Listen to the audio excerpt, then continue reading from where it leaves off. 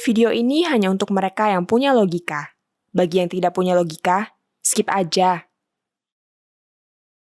Masa jabatan Anies Baswedan sebagai Gubernur DKI akan berakhir Oktober 2022.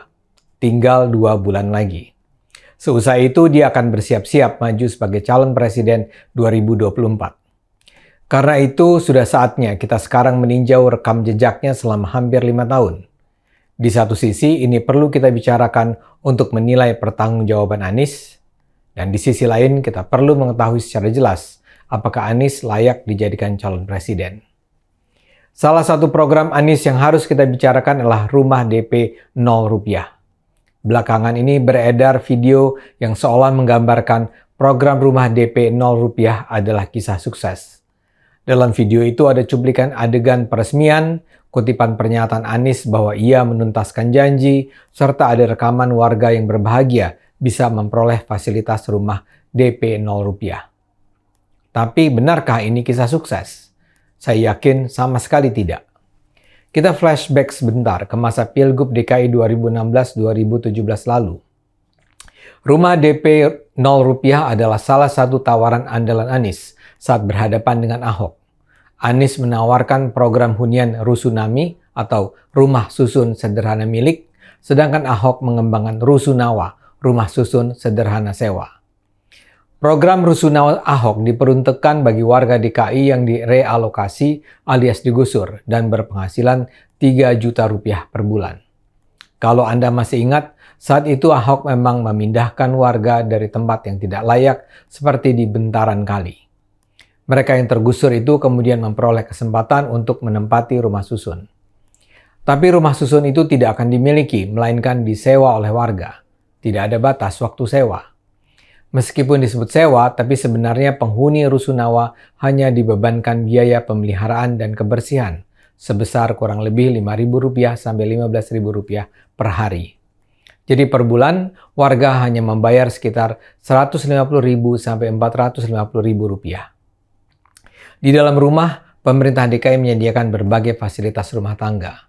Juga diberikan berbagai fasilitas transportasi lain, seperti Transjakarta gratis, hingga layanan kesehatan dan KJP, Kartu Jakarta Pintar. Asumsinya dengan semua subsidi tersebut, para penghuni Rusunawa bisa menghemat pendapatannya untuk ditabung, guna kelak mampu membeli hunian yang lebih layak. Anies mengambil jalan berbeda. Pertama, dia berjanji tidak akan menggusur. Soal gusur-menggusur ini akan kita bicarakan di kesempatan lain. Tapi yang penting kedua, dia berjanji akan menyediakan kepada warga berpenghasilan terbatas rumah susun yang bisa dimiliki. Pembelian rumah itu pun dilakukan tanpa uang muka. Ini jadi jualan utama Anies. Dan janji Anies itu pasti punya kontribusi terhadap kemenangannya. Sejak awal banyak pihak mempertanyakan kerealistisan program tersebut. Tapi Anies dan pendukungnya tetap meyakinkan publik dengan janji-janji manisnya.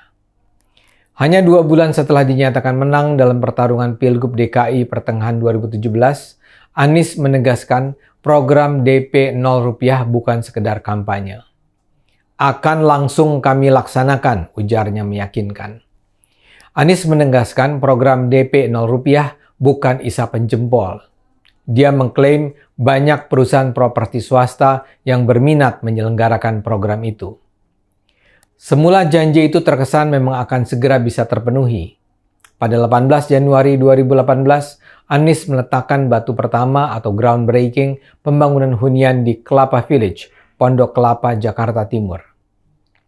Rencananya pendaftaran pembelian rumah berkonsep vertikal itu dimulai pada April 2018. Dengan bangga, Anies ketika itu berkata, "Saat ini kami lunasi janji, kami menyebutnya bukan program, tapi janji. Janji harus dilunasi." Namun, ketika April tiba, rumah DP 0 rupiah tersebut di Pondok Kelapa gagal dirilis. Baru pada 12 Oktober 2018, Anies meluncurkan program rumah DP 0 rupiah di Kelapa Village. Anies juga mengganti nama program rumah DP 0 rupiah menjadi Samawa alias Solusi Rumah Warga.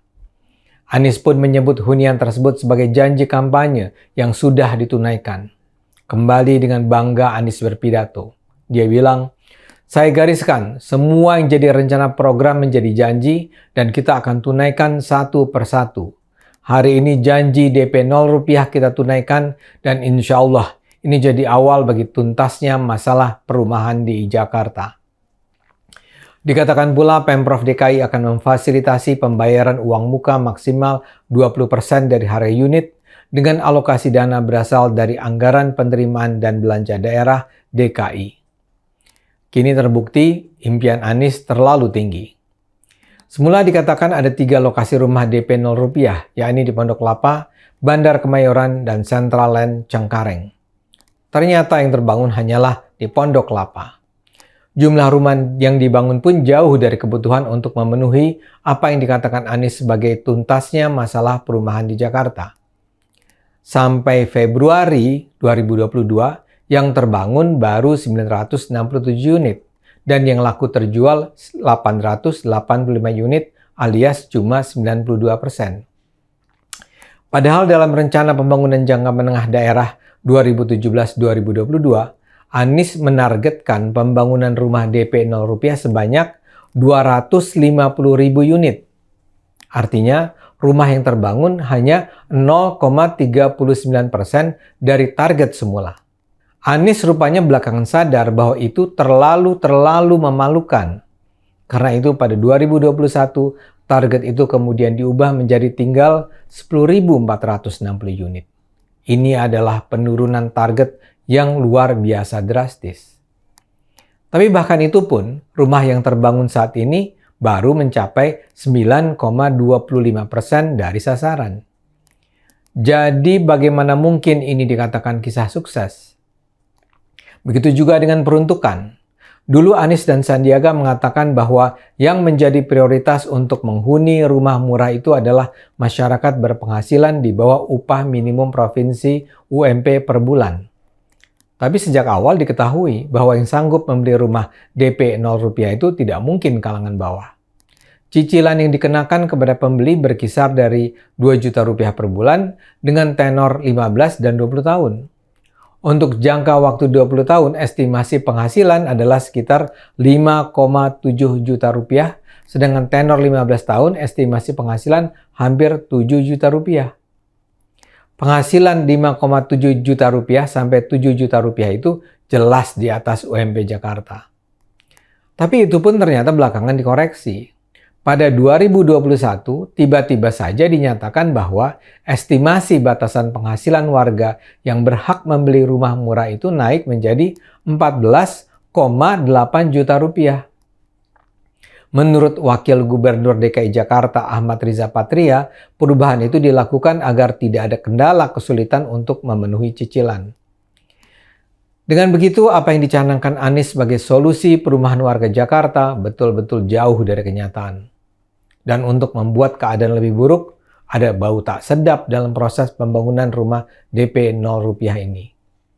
Dalam pembangunan Tower A DP 0 rupiah di Kelapa Village misalnya, terdapat kelebihan bayar senilai 4,55 miliar rupiah. Bahkan belakangan KPK membongkar dugaan korupsi di balik pembelian lahan yang diduga untuk program rumah DP 0 rupiah di Munjul, Cipayung, Jakarta Timur. Saat ini proses pengadilannya sedang berjalan. Kerugiannya diperkirakan mencapai 156 miliar rupiah.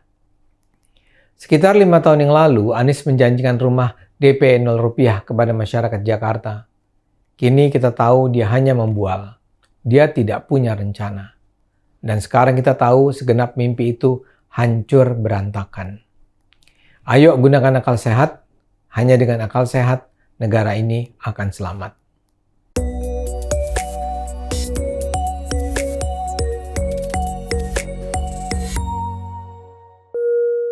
Video ini hanya untuk mereka yang punya logika. Bagi yang tidak punya logika, skip aja.